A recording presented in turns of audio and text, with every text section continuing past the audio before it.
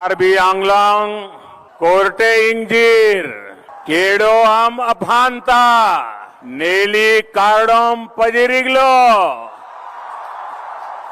मुझे जब जब आपके बीच आने का मौका मिला है, आपका भरपूर प्यार, ये आपका अपनापन, ऐसा लगता है जैसे ईश्वर के आशीर्वाद मिल रहे हैं।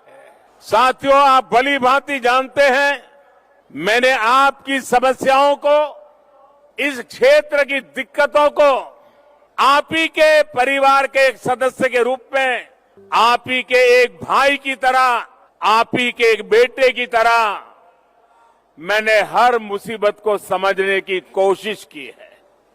और आपने मुझे बुद्धि से कम, दिलों से ज्यादा समझाया है।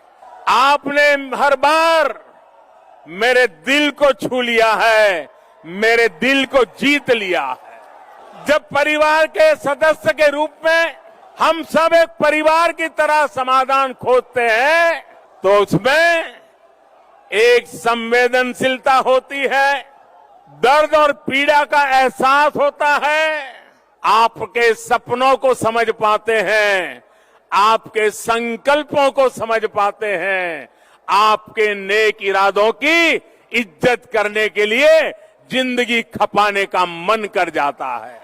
इतनी बड़ी तादाद में आप आशीर्वाद देने आए हैं।